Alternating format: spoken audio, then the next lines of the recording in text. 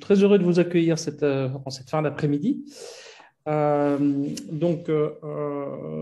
je suis Claude Roux, je suis associé au sein d'Altman Partners, et puis je vais laisser Génie se présenter.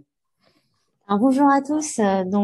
Jenny Ratanavan. Comme Claude, j'ai été formée par le BILAB France en tant que B-Leader en mars 2021. Avec Claude, on accompagne nos clients sur la partie impact, notamment sur la certification B Corp. Voilà, et Altman Partners, donc nous sommes un cabinet de conseil installé à Paris. Nous accompagnons le développement des PME, des startups et des acteurs de l'économie sociale et solidaire. Voilà, on les accompagne sur plusieurs champs, dont la certification B Corp, mais aussi des thèmes autour de l'organisation et de la transformation d'entreprise, de la stratégie, du pilotage et de la gestion. Hop, j'admets encore quelques personnes qui viennent d'arriver. Voilà. Donc, ce qu'on va vous proposer, j'avance un peu vite.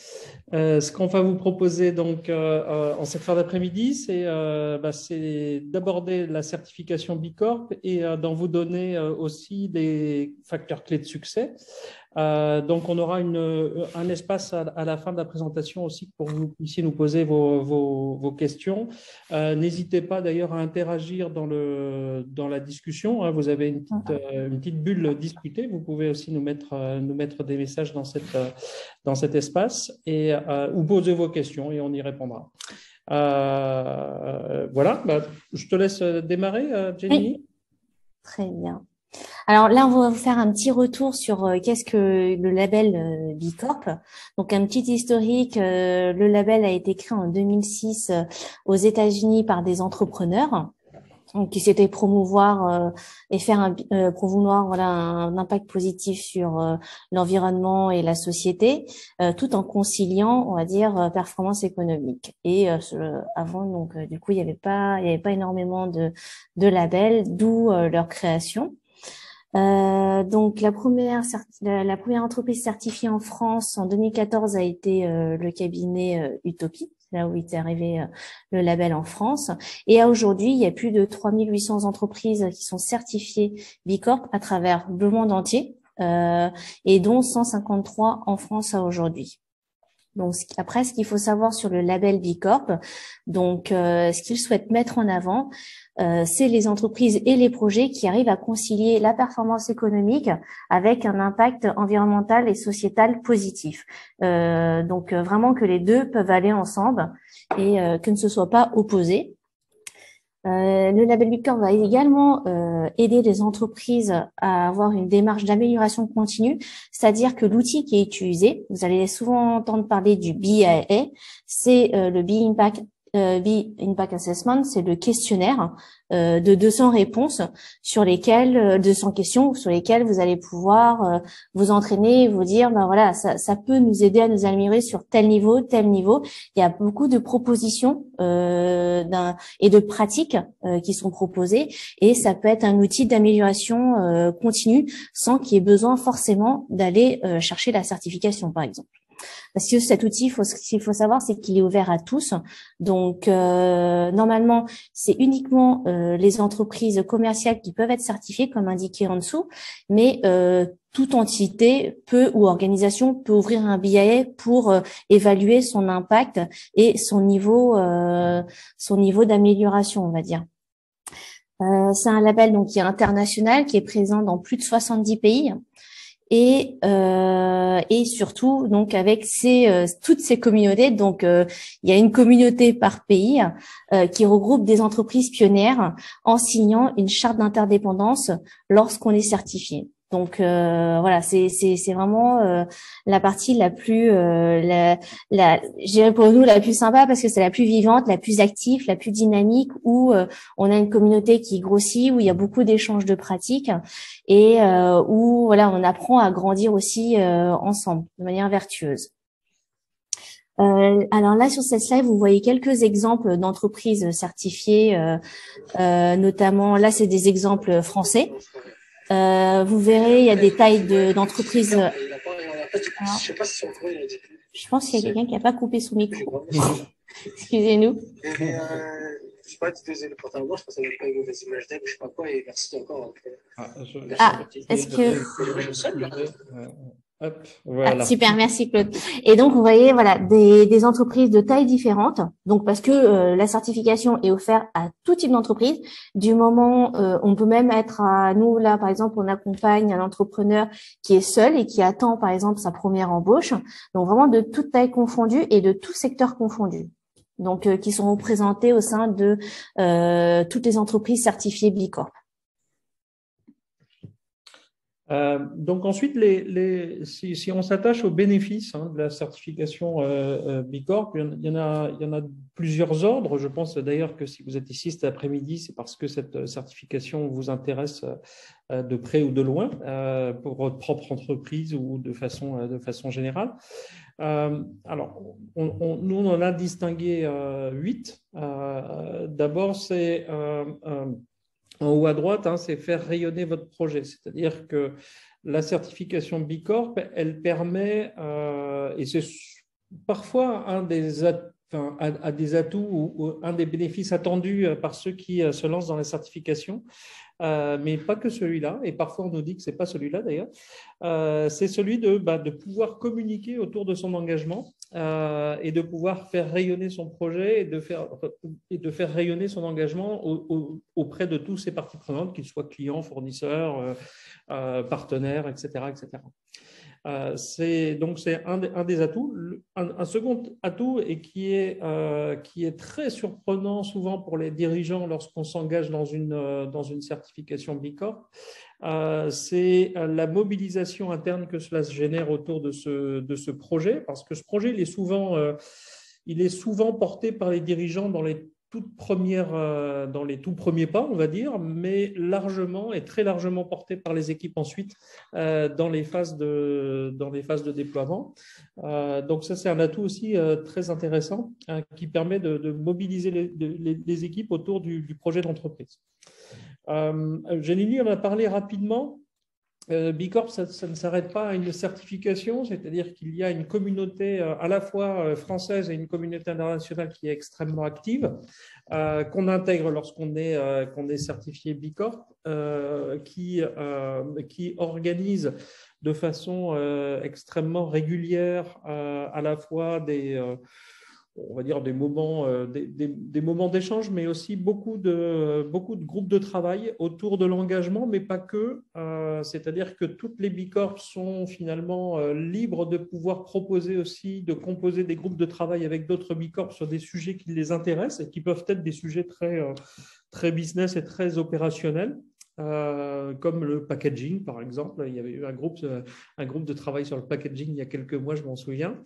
Ensuite, le quatrième bénéfice, c'est d'attirer les talents, parce que la certification B Corp, elle est reconnue, et notamment elle est assez reconnue auprès des étudiants. Donc on va dire que c'est une certification qui garantit à celui qui souhaiterait rejoindre une entreprise que cette entreprise, elle respecte un certain engagement auprès de la société, auprès de ses collaborateurs. On verra ça tout à l'heure.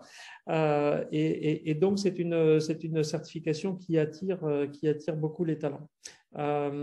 Ensuite, c'est une certification qui permet de parler à ses clients, c'est-à-dire que là aussi, vous l'avez peut-être remarqué, de plus en plus de marques affichent la certification, ce qui n'était pas le cas il y a encore un an.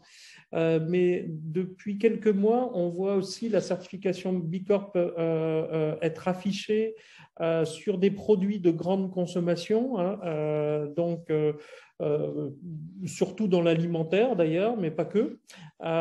Donc ça aussi, c'est assez nouveau, mais ça marque aussi la reconnaissance de cette certification qui ne reste plus contingentée au business, au B2B, mais qui débarque vraiment notamment dans les rayons de supermarchés. Vous le savez peut-être, mais l'ensemble des entités de Danone sont désormais certifiées B Corp.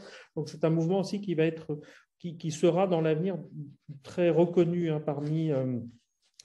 qui devrait être reconnu en tout cas par le grand public. B Corp, c'est aussi un moyen de rassurer les investisseurs lorsque vous avez des investisseurs. tout simplement parce que c'est la garantie pour un investisseur que les contingences d'impact de l'entreprise sont prises en compte par les dirigeants et c'est très important pour les investisseurs en ce moment. Vous avez sans doute suivi l'affaire Orpea, mais c'est un bon exemple parce que l'affaire Orpea a mis en exergue que certains labels de la finance durable, finalement, dont était équipé Orpea, ne signifient pas grand-chose. Et donc, la certification B Corp, c'est une garantie aussi, une garantie supplémentaire, si je puis dire, mais une garantie très solide pour les investisseurs qui souhaiteraient investir dans votre entreprise. Ensuite, c'est un moyen de prendre soin de sa chaîne de valeur. Alors, parce que on l'abordera aussi tout à l'heure quand on vous décrira un peu comment fonctionne B Corp, mais B Corp n'est pas contingenté aux frontières de l'entreprise, mais c'est une certification qui va embrasser l'ensemble de vos parties prenantes. Donc, c'est aussi le moyen, on va dire, pour une entreprise de s'interroger sur ses pratiques avec l'ensemble de ses parties prenantes, que ce soit ses clients, que ce soit ses fournisseurs, que ce soit ses collaborateurs, que ce soit ses partenaires, que ce soit la communauté dans laquelle l'entreprise est installée. Et enfin, c'est le point dont parlait aussi Jenny tout à l'heure, c'est que B Corp, c'est un système aussi, au-delà de la certification, c'est un système d'amélioration continue, donc qui permet aux entreprises de se poser un certain nombre de questions sur leurs pratiques et de les faire évoluer dans le sens d'un meilleur impact, qu'il soit sociétal ou environnemental. Parce que ça, c'est aussi très important. B Corp n'est pas une certification uniquement environnementale.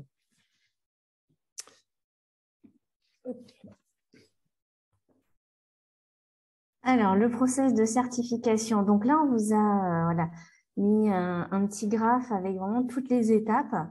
Donc, avec au démarrage, ce qu'on conseille généralement, c'est de passer cette phase un peu diagnostique où on renseigne le BAL, donc le fameux questionnaire B Corp, on va dire un questionnaire à blanc, c'est-à-dire de manière sincère, une première fois, pour évaluer à quel niveau vous êtes au départ, en fait. C'est vraiment évaluer le niveau de départ pour savoir déjà quelle est la marche, quel niveau de la marche à monter pour obtenir une certification. Et suite à ça, lorsque vous avez établi un diagnostic, vous allez vous familiariser avec le questionnaire. Vous allez pouvoir vous décider, par exemple, de mettre en place certaines actions. Donc, ces actions, elles sont de différents niveaux. Il peut y avoir des actions donc de mise à niveau, c'est-à-dire des actions de formalisation qui peuvent être mises en place assez rapidement. Par exemple, mettre en place un manuel de l'employé. Lorsque vous accueillez un nouveau collaborateur, ce manuel, ce livret d'accueil peut lui être transmis pour qu'il puisse en savoir plus sur l'entreprise, de voir de quelle manière les structurer et toutes les informations qui pourraient l'aider à s'intégrer. Et ça, ça peut être un exemple d'action de mise à niveau où vous avez des actions beaucoup plus structurantes, comme par exemple la mise en place d'une raison d'être, où là, souvent, nous, ce qu'on préconise, c'est un travail en atelier, un séminaire en groupe avec tous les collaborateurs. Pour le faire de manière collective et pour établir ensemble une raison d'être. Donc, c'est quand même un travail beaucoup plus important, plus significatif, qui est aussi beaucoup plus impactant et plus collaboratif parce que fait participer plus de monde. Et donc, ça prend plus de temps. Ça peut être également un réajustement du business model. Comme vous voyez que peut-être il y a une orientation à prendre. Ça, c'est des choses qui sont assez structurantes et qui doivent être prises en considération dans le plan d'action. Et après, donc toute cette phase de régularisation des actions et de la mise en place, parce que tout doit être justifié dans le BA. Vous passez ensuite un BA définitif. Et là, vous apportez donc toutes les preuves aux réponses qui ont été cochées. Et donc, pour ensuite soumettre ce fameux questionnaire. Et là, nous, ce qu'on préconise à chaque fois, c'est en général d'être au-dessus des 80 points pour se soumettre à la certification parce que voilà, il peut toujours avoir des aléas sur les réponses et sur le niveau de réponse surtout apporté. Des fois, c'est des tranches de pourcentage. Et ben, si le calcul a été fait sur le mauvais rapport, bah, ça peut changer la donne. Donc, ce qu'on préconise, c'est quand même prendre une marge de manœuvre de 10 à 15 points, donc pour aller vers cette certification. Après ça, donc il y a une phase de pré-audit où on va l'audit. Il y a un analyste qui va vous être affecté. On va vous demander sous quelle langue vous voulez être audité. Et là, un analyste va vous demander donc la liste des collaborateurs, la liste des actionnaires et quelle est votre activité pour avoir une vue d'ensemble. Et ensuite, vous passez vraiment la phase d'audit. La phase d'audit, c'est un autre auditeur qui va sélectionner 25 questions sur les 200 qui existent sur le BIAE et va vérifier tous les justificatifs et l'exhaustivité de chaque réponse, une par une, et va vous poser des questions si ils ont besoin d'informations complémentaires. Et suite à ça, donc suite à cette période d'audit, si tous les justificatifs sont acceptés et vous êtes bien au-dessus des 80 points, donc vous intégrez la communauté Bicorp en signant cette fameuse charte d'interdépendance, donc qui prouve voilà votre solidarité à la communauté. Et le paiement aussi des frais d'audit, les frais d'audit et les frais annuels d'adhésion à la communauté. Donc ça, c'est annuel et c'est évalué en fonction du chiffre d'affaires de la structure. Et après, il y a tout ce qui est intégration au sein de la communauté parce que voilà, la communauté, elle s'organise autour de plusieurs événements. Il y a des sommets qui sont internationaux, donc c'est-à-dire avec toutes les bicorps au niveau international. Il y a des sommets par continent. Nous, on participe souvent au niveau européen, qui est une fois par an aussi. Et après, il y a des sommets, enfin, c'est plus, on va dire, plus des conférences entre bicorps françaises.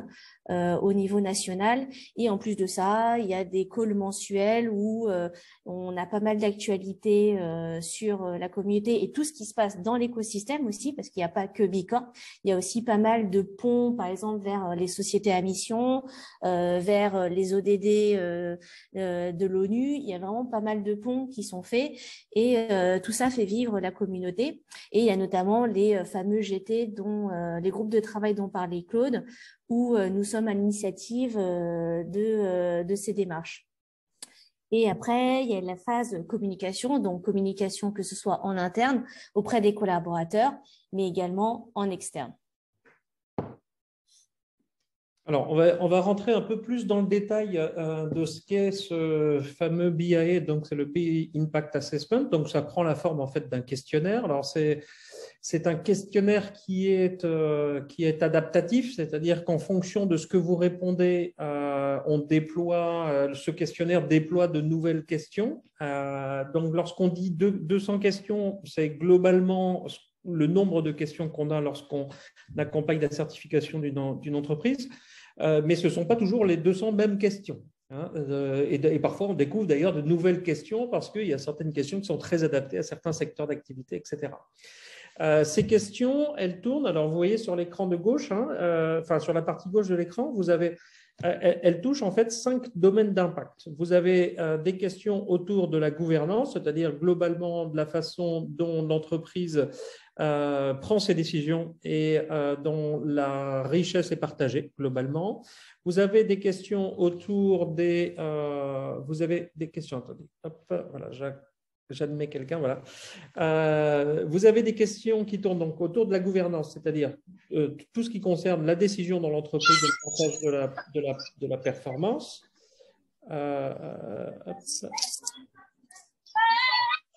Attendez, voilà. Hop.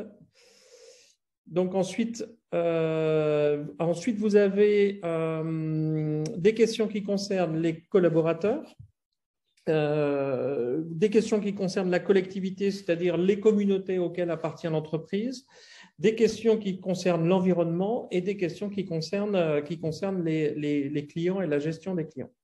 En fait, en fonction du secteur auquel vous appartenez, l'importance l'importance de chacune des parties sera un peu différente. Si vous êtes dans une industrie potentiellement polluante, vous aurez plus de questions et plus d'emphase sur la partie environnement. Si vous êtes dans le service, vous en aurez plus du côté de la collectivité, des collaborateurs et des clients.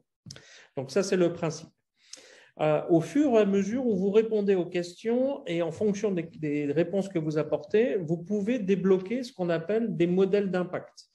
Alors, les modèles d'impact, ce sont des corpus de questions supplémentaires autour d'un sujet bien déterminé qui semble être un point d'emphase sur lequel l'entreprise porte son attention plus particulièrement. Donc là, je vous en ai montré 5, on en verra plus tout à l'heure. Donc, vous avez la mission protégée. Alors, la mission protégée, de toute façon, c'est un modèle d'impact obligatoire, on va dire. C'est-à-dire que Bicorp exige que l'entreprise, dans ses statuts, adopte un certain nombre de mentions qui font état notamment des engagements de l'entreprise. Et donc, l'entreprise à mission rentre dans ce champ-là, si vous voulez. Lorsqu'une entreprise est entreprise à mission, ce modèle d'impact est coché automatiquement. Ensuite, vous avez, vous voyez ici, actionnariat salarié, modèle coopératif, développement économique local, santé et bien-être. Voilà, en fonction de ce que vous faites particulièrement, eh bien, vous allez déclencher ou non ces modèles d'impact. Donc, sur l'ensemble de ces questionnaires, pour être certifié, il faut obtenir 80 points. Et comme le disait Jenny tout à l'heure, ce qu'on nous propose aux entreprises, c'est d'aller dans les phases, en tout cas dans les phases de préparation, c'est d'aller chercher entre 90 et 95 points, parce que les phases d'audit, par expérience, nous ont appris que automatiquement, on perdait de toute façon des points pour des questions on va dire, d'évaluation de certaines questions ou de points de vue sur certaines exigences. Donc, avec 90-95 points, normalement, on est assuré d'obtenir la certification. Mais ce n'est pas facile à avoir, 90 à 95 points. Donc, les domaines d'impact, vous voyez, là, sont un peu plus décrits un peu plus précisément. Donc, ce qui concerne la gouvernance, vous avez tout ce qui concerne la mission et l'engagement, l'éthique et la transparence, y compris du point de vue financier, et tout ce qui concerne la gouvernance et la finance. Sur les collaborateurs, il y a encore plus de questions autour de la rémunération, de la santé, du bien-être, du développement des collaborateurs, notamment des efforts de formation qui sont faits, et de la façon dont on mesure l'engagement et qu'on favorise la satisfaction. Ensuite, sur les collectivités, alors c'est un domaine d'impact qui est parfois un peu surprenant pour les entreprises parce qu'elles n'ont pas toujours l'habitude de raisonner sur le thème de la communauté à laquelle ils appartiennent. Mais c'est un point qui est très important pour Bicorp. Donc là, on va distinguer tout ce qui est fait en termes d'efforts sur la diversité et l'inclusion, l'impact économique, notamment l'impact économique local, l'engagement aussi civique et la façon dont on travaille et dont on traite et dont on encourage et dont on soutient ces réseaux de fournisseurs. Ensuite, sur l'environnement, donc ça c'est un thème plus classique dans les certifications, c'est tout ce qui concerne la gestion environnementale, sur tous les aspects, l'air, le climat, l'eau, la terre, et le respect de la biodiversité. Et dans le client, vous avez tout ce qui concerne, alors là c'est un peu symbolique, gestion de la clientèle, mais c'est tout ce qui concerne la façon dont vous mesurez, que vous accompagnez la satisfaction de vos clients. Donc, ça peut être aussi un sujet assez important pour Bicorp. Ensuite, sur les modèles d'impact, vous vous souvenez que dans mon écran de tout à l'heure, vous aviez à gauche donc les domaines d'impact et à droite, vous aviez les modèles d'impact. Donc, les modèles d'impact, ce sont des modèles particuliers sur laquelle l'entreprise met un focus et qui rentrent généralement dans le cadre de sa stratégie. Vous en avez un peu plus d'une vingtaine aujourd'hui, de modèles d'impact. Donc, gouvernance, je laisse de côté, je l'ai expliqué tout à l'heure, mission protégée. Sur les collaborateurs, vous avez deux modèles d'impact aujourd'hui. C'est l'actionnariat salarié, c'est-à-dire la façon dont on permet aux salariés de l'entreprise de devenir actionnaires ou le modèle coopératif, si c'est une coopérative. Et c'est ensuite, il y a aussi un modèle d'impact autour de comment on favorise dans l'entreprise le retour au travail, le retour à l'emploi hein, des personnes qui en sont éloignées. Sur la collectivité, il y a tout un modèle d'impact autour de comment l'entreprise fait en sorte de réduire la pauvreté sur toute sa chaîne d'approvisionnement. Il y a aussi un modèle d'impact autour du soutien à la micro-entreprise. Alors ça, c'est assez peu développé en France, hein, c'est beaucoup plus le cas dans des pays en voie de développement. Vous avez par contre ce qui est plutôt développé en France, c'est le suivant, c'est le modèle d'impact qui est le développement économique local. Hein, c'est comment l'entreprise finalement va asseoir son développement en s'appuyant sur des partenaires locaux. Vous avez aussi un modèle d'impact autour du modèle coopératif producteur. Donc ça, on est souvent dans l'alimentaire, mais pas que, mais on est quand même souvent dans le secteur alimentaire. Et enfin, il y a un modèle d'impact autour des fondations et mécénats, c'est-à-dire les entreprises qui ont une politique de mécénat importante ou qui ont même, pour certaines, développé et déployé une fondation d'entreprise. Ayant évidemment pour objet le développement de l'impact. Ensuite, sur l'environnement, donc vous avez des modèles d'impact assez classiques. C'est tout ce qui tourne autour du travail sur les produits et services en énergie renouvelable. Vous avez un modèle d'impact autour de ce qui concerne la conservation des ressources et comment l'entreprise finalement vise la frugalité sur l'exploitation des ressources. Vous avez un modèle d'impact autour des actions mises en place par l'entreprise pour favoriser la biosphère. Vous avez, alors après, vous voyez, vous avez vous avez réduction des toxines et pollutions. C'est un sujet important pour l'alimentaire, par exemple. Donc, c'est par exemple un modèle d'impact qui va favoriser les approvisionnements bio, par exemple. Vous avez aussi un modèle d'impact autour de l'innovation industrielle. Alors celui-là, on l'a jamais déclenché, je ne crois pas, Genili, hein, dans nos accompagnements. Et des modèles d'impact aussi autour de l'éducation environnementale, c'est-à-dire l'effort qui est fait par ces entreprises pour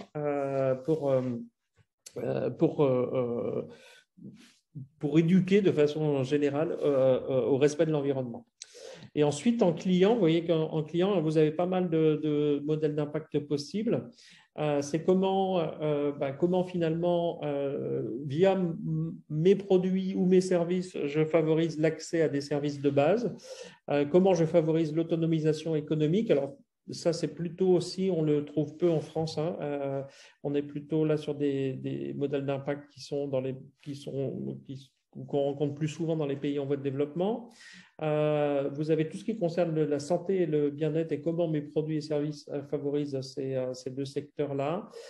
Vous avez ce qui concerne l'éducation, le soutien à l'entrepreneuriat social, l'aide à l'amélioration de l'impact. Par exemple, nous, Altman Partners, donc ça c'est un modèle d'impact que nous développons, enfin que nous allons développer bientôt, hein, parce que en accompagnant les entreprises à la certification B Corp, on déclenche ce modèle d'impact. Le soutien à l'art, aux médias et à la culture, là c'est tous les efforts qui sont faits par l'entreprise pour soutenir les artistes et la production culturelle. Et enfin, c'est tout ce qui est produit par les entreprises pour venir en aide aux populations plutôt défavorisées.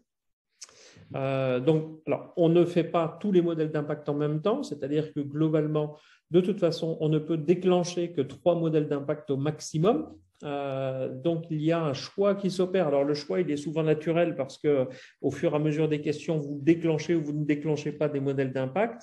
Il est à la fois donc naturel et il est aussi stratégique, c'est-à-dire que vous pouvez vouloir développer des modèles d'impact, et d'ailleurs, c'est ce qu'on encourage à faire, développer des modèles d'impact qui sont en corrélation avec la stratégie que poursuit votre entreprise dans son développement.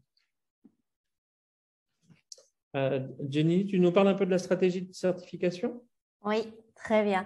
Alors, voilà, nous, ce qu'on vous conseille lorsque vous ouvrez le billet, c'est vraiment la première étape la plus importante, c'est de bien vérifier tous les paramètres sur le questionnaire sur lequel vous allez être évalué. Parce que, comme le disait Claude, il y a plus d'une soixantaine de billets différents selon des critères entrés, mais vraiment tout au début, lors lors de l'inscription même, lorsque vous vous inscrivez sur le billet. C'est par exemple le pays sur lequel vous traitez. Donc vous avez le pays, le secteur d'activité. Alors secteur d'activité, ça s'entend pas comme nous on pourrait l'entendre, par exemple l'événementiel ou le transport ou autre. C'est vraiment si c'est du négoce, si c'est de la vente en gros, de la production, de la fabrication, ou si c'est du service. C'est plus sur ces secteurs d'activité. Il y a aussi un critère sur l'industrie, donc là qui ressemble un peu plus du coup à nos secteurs d'activité, et notamment sur la tranche d'effectifs au sein de l'entreprise. Et ce qu'il faut savoir, c'est que le billet est évalué sur un exercice fiscal. Donc, faut avoir au moins les comptes et une clôture pour pouvoir démarrer sur son billet, parce que toutes les réponses qui seront apportées feront référence à cet exercice. Donc ça, c'est la première chose qui est vraiment très importante.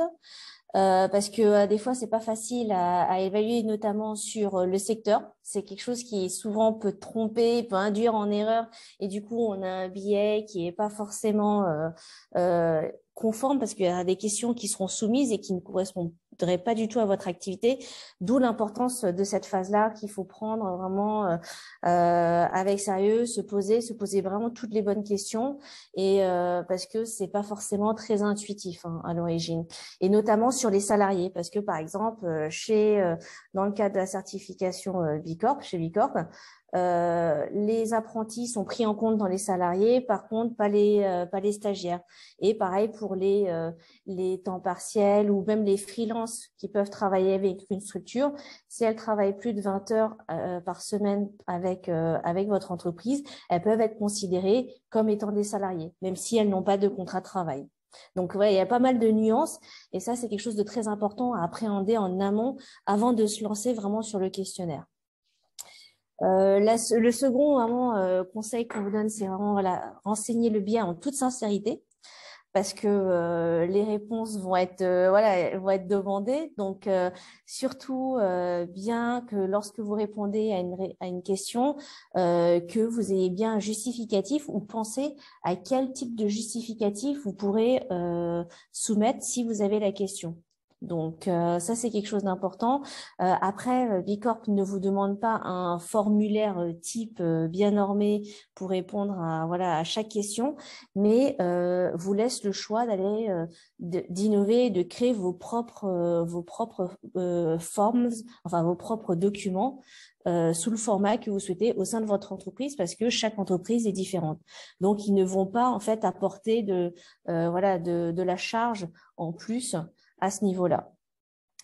Après, le troisième conseil, ça serait bien identifier les pistes d'amélioration et surtout leurs priorités, parce que vous allez voir au début, quand on réalise le billet à blanc, on se dit on est un petit peu loin. Donc la tentation, c'est d'aller faire toutes les actions qui puissent exister, et du coup on peut se perdre assez vite. Donc il y a des actions qui sont beaucoup plus impactantes que d'autres.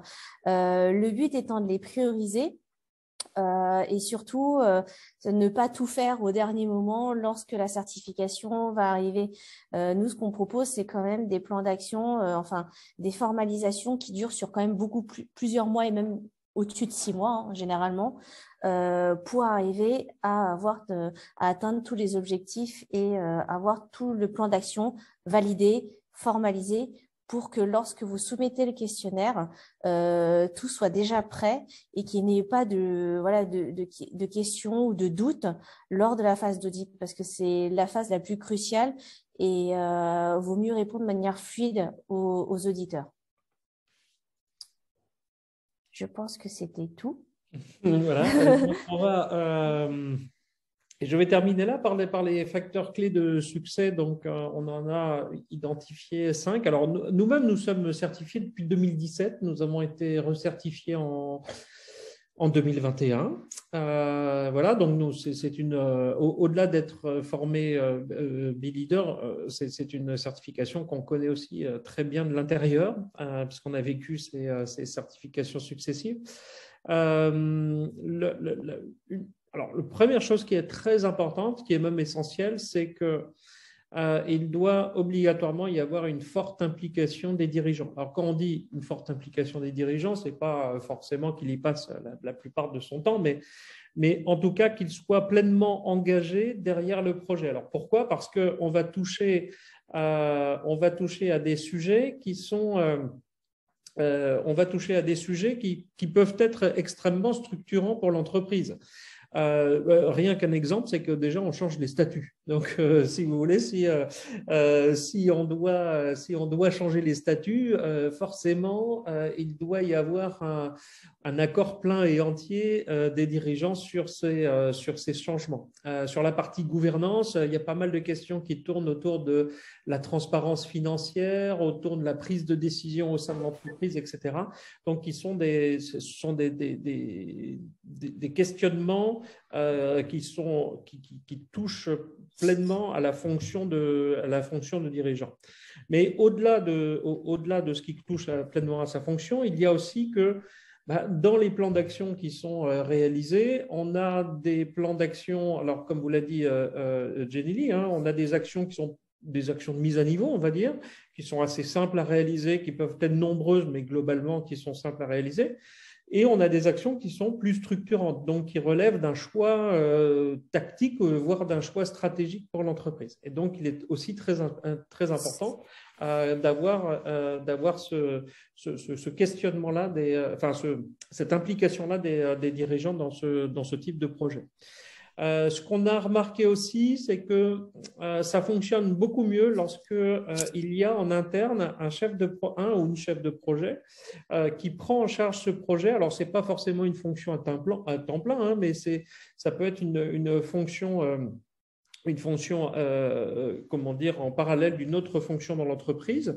Il faut évidemment que ce soit quelqu'un de volontaire pour le faire, parce que ce n'est pas une fonction forcément très, très facile, elle est assez engageante pour l'entreprise, mais c'est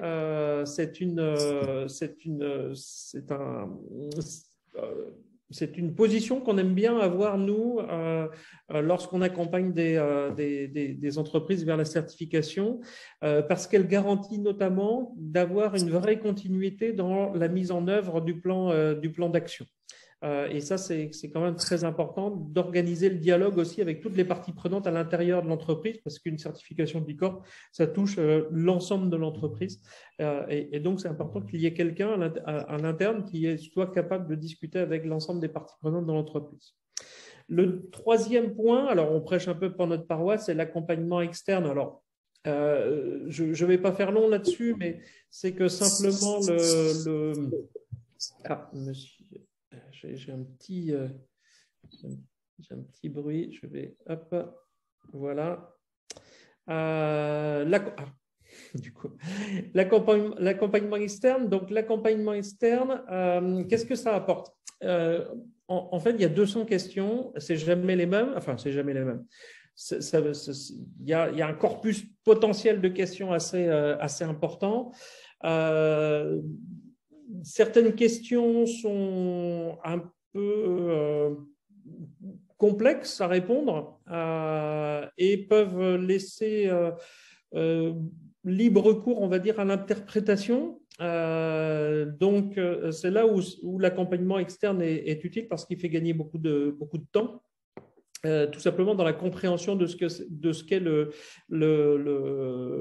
questionnaire BI. Ça, c'est la première raison. La deuxième raison, c'est que simplement, à un moment donné, vous allez vous retrouver, si vous vous lancez dans la certification, avec un un plan d'action qui va être relativement lourd, c'est sûr. Donc, avec des actions qui sont, comme je vous l'ai dit tout à l'heure, donc des actions qui sont certaines assez simples à mettre en œuvre, mais d'autres qui sont structurantes. Donc, l'accompagnement externe aussi vous aide à vraiment choisir les actions qui sont les plus importantes et qui vous amèneront plus probablement à la certification que d'autres. Et tout ça dans le respect aussi de la stratégie de développement de votre entreprise. Donc ça, c'est la deuxième. Et on a une troisième raison qui est aussi importante, c'est que eh bien, nous pratiquons beaucoup, donc nous savons aussi ce que sont les demandes et ce que sont les exigences des auditeurs de la certification B Corp. Et que lorsque on doit produire tel ou tel document, eh bien, c'est vrai que nous avons un certain nombre d'exemples aussi et nous avons un certain nombre de propositions à faire qui permettent à l'entreprise de rapidement remplir les exigences sur un certain nombre de points. Ensuite, la quatrième clé de succès, c'est que, et ça va assez bien avec l'implication des dirigeants, c'est que de toute façon, la certification B Corp, c'est une question d'engagement et c'est une question de transformation.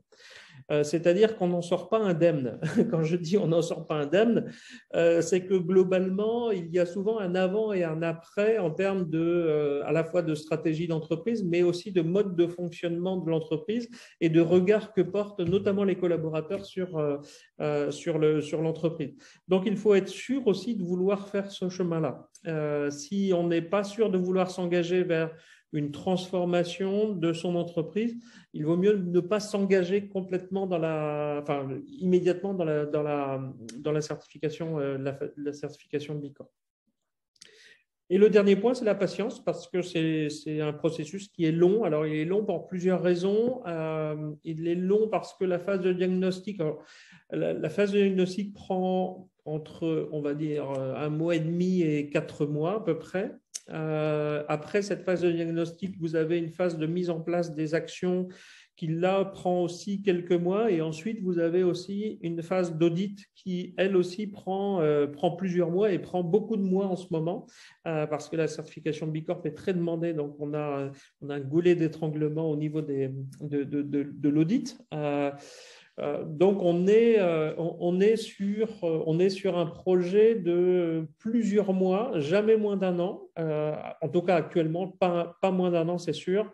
Et on est plus probablement sur des projets de l'ordre de 2 ans, 2 ans et demi à peu près. Donc, c'est à quoi il faut s'attendre. Ces délais pourraient être réduits parce que le Standard Trust, donc, qui est l'organisme qui abrite en fait les auditeurs B Corp, est en train de recruter beaucoup. Donc, ce délai pourrait être réduit du fait de l'arrivée de nouveaux auditeurs, mais néanmoins, ça restera jamais, à mon avis, jamais moins d'1 an parce que ça prend, comme je vous l'ai dit, hein, on a des actions transformatives pour l'entreprise, donc ça prend du temps. Ça peut sembler beaucoup avant d'aborder la certification B Corp, et puis une fois qu'on est dans le processus, plus personne nous parle de délai. Donc, tout simplement parce qu'il y a un certain nombre il y a quand même pas mal de choses à faire. Et puis la deuxième raison, c'est qu'au fur et à mesure que vous avancez dans le processus de certification et notamment de diagnostic et de mise en place des actions, l'entreprise se transforme. Donc, c'est-à-dire que vous touchez une partie des bénéfices avant même de voir la certification.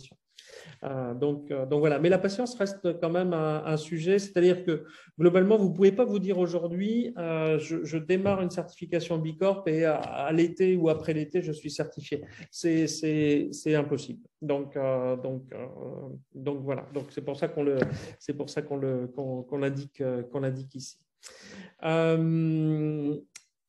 On a terminé cette présentation, donc peut-être que alors, peut-être qu'on peut répondre on a des questions autour du coût de la certification. Tu peux peut-être répondre, Génélie ?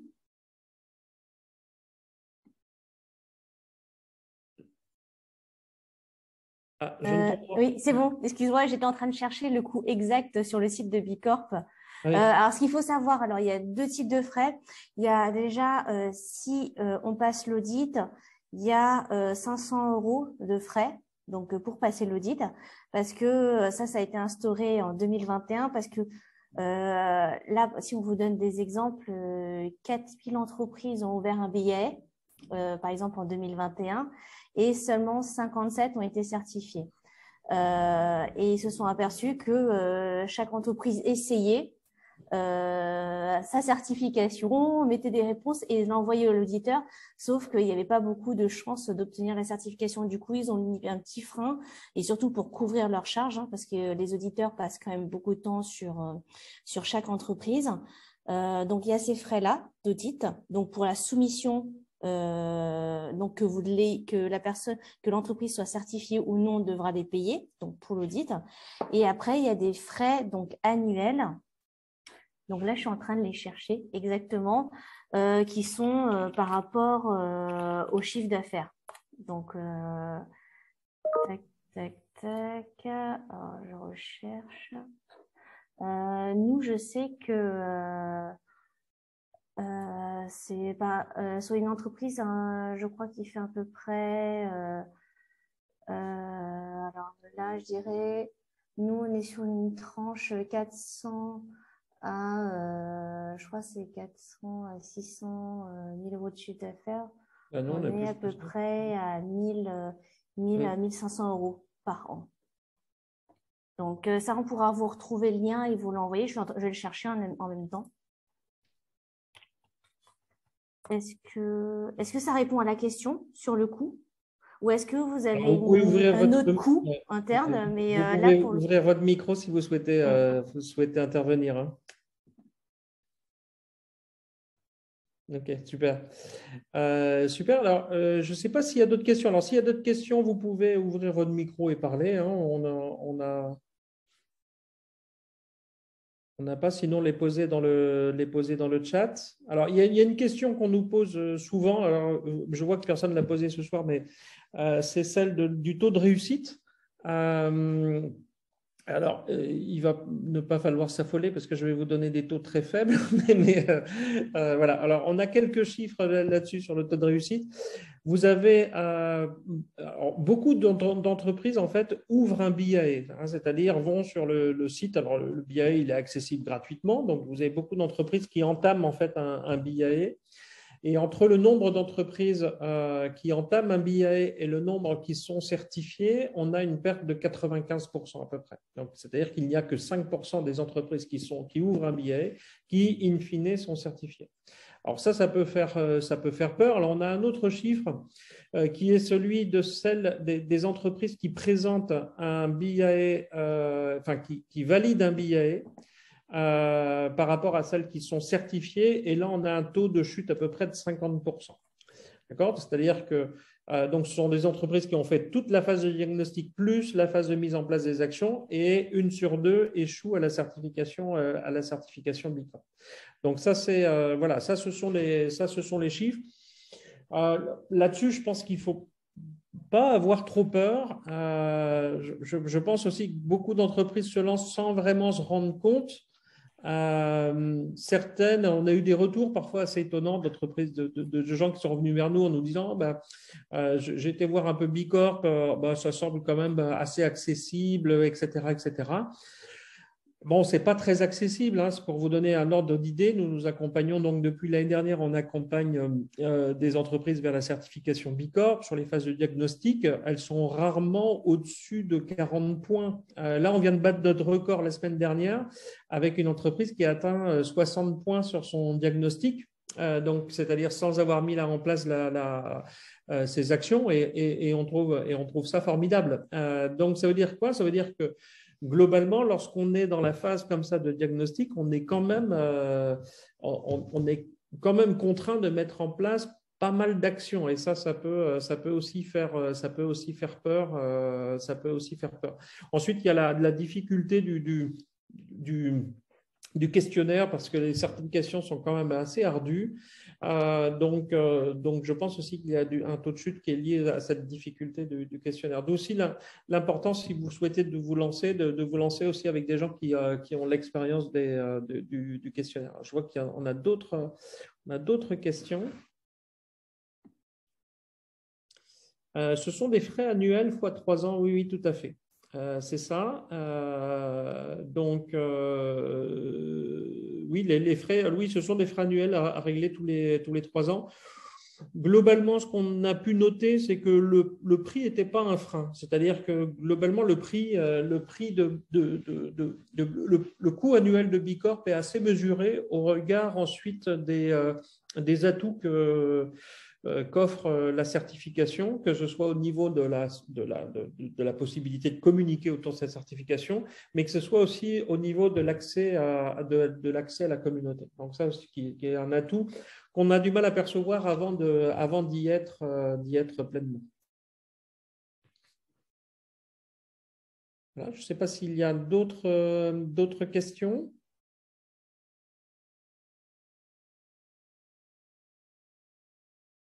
Alors, s'il n'y a pas d'autres questions, eh bien, je vais vous souhaiter une bonne soirée.